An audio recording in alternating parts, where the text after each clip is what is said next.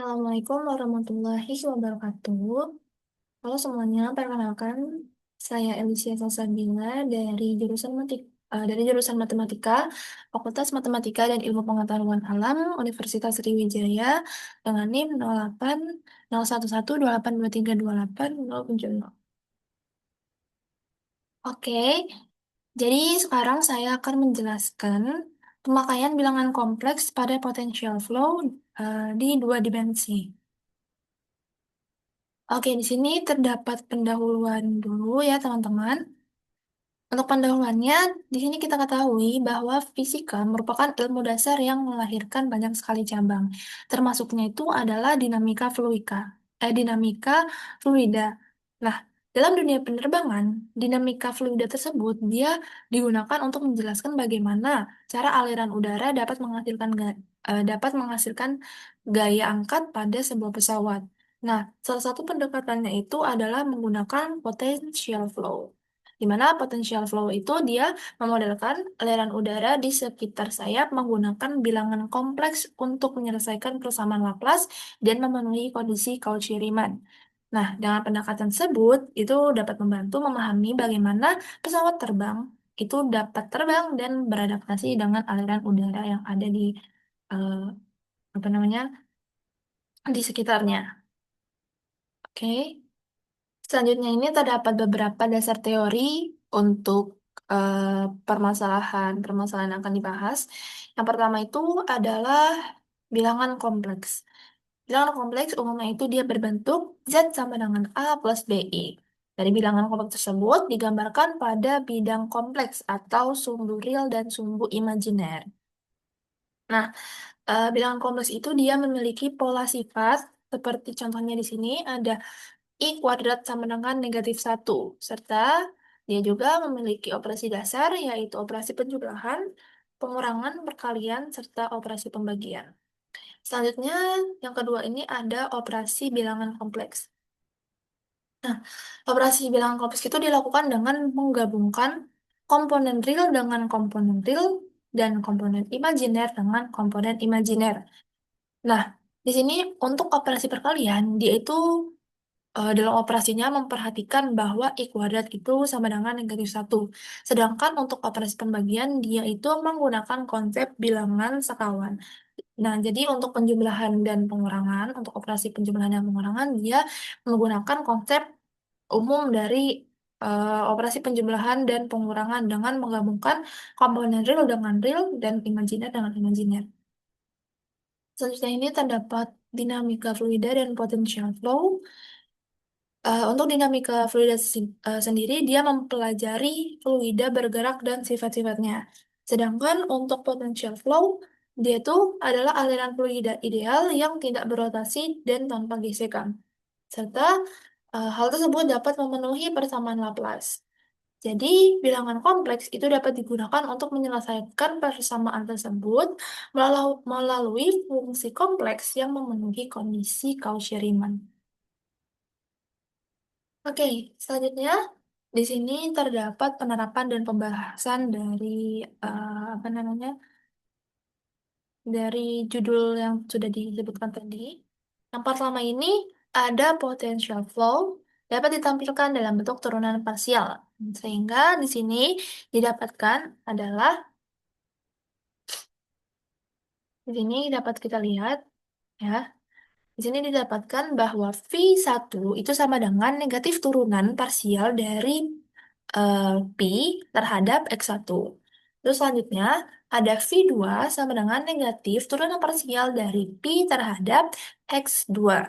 Terus yang terakhir itu ada V3 itu sama dengan negatif turunan parsial dari Pi terhadap X3. Nah, di sini terdapat persamaan Laplace untuk potential flow, di mana bentuknya adalah delta kuadrat pi sama dengan 0. Oke, kita ke selanjutnya.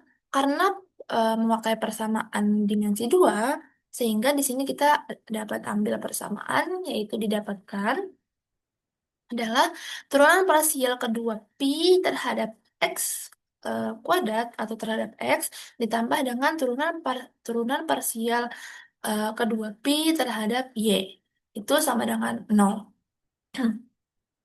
Nah, selanjutnya di sini misalkan terdapat dua bilangan kompleks, ya.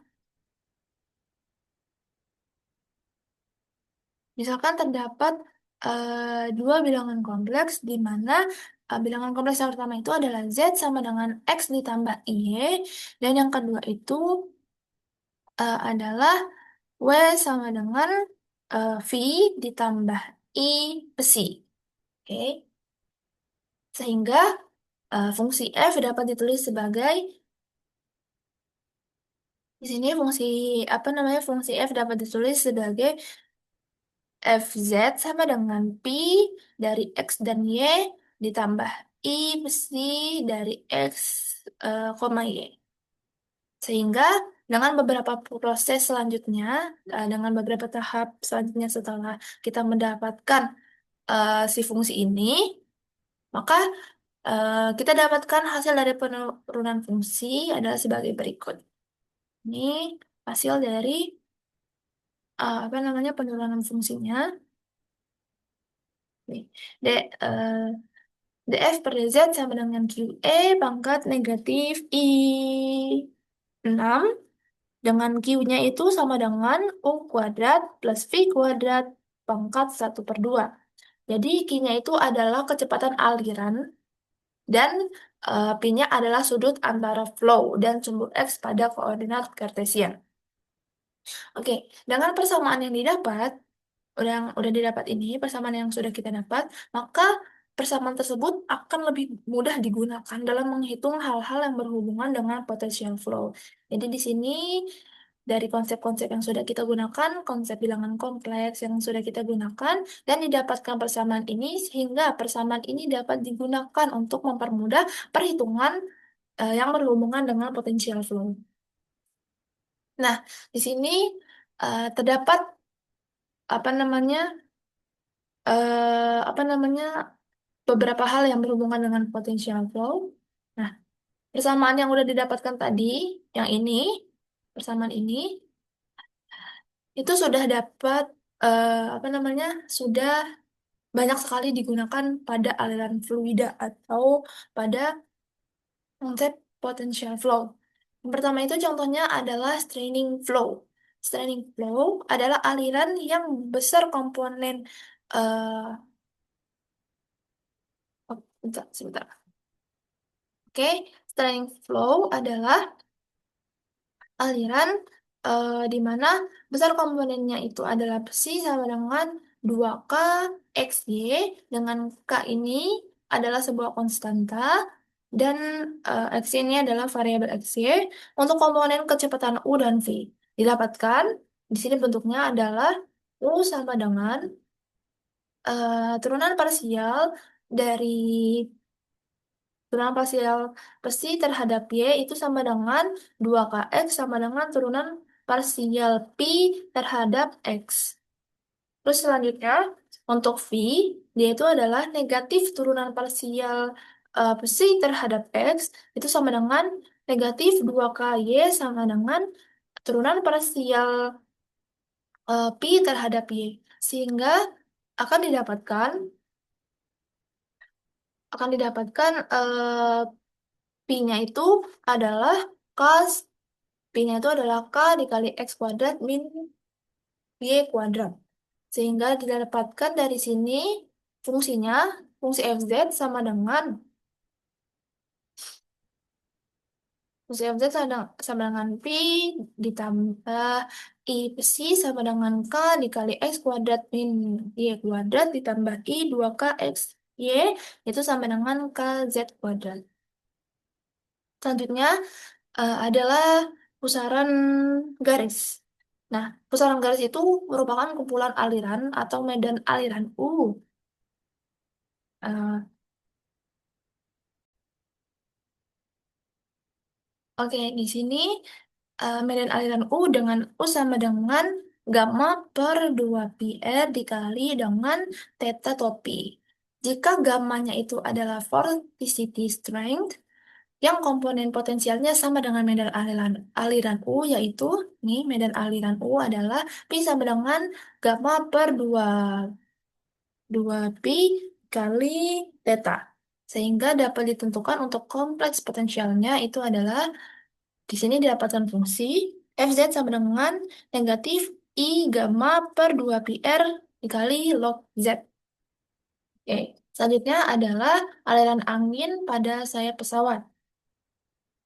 Nah, bagian imajiner dari persamaan Fz yaitu B sama dengan UR cos theta ditambah M per 2 pi ln R, dan bagian realnya itu adalah psi sama dengan UR sin theta ditambah M per 2 pi dikali theta.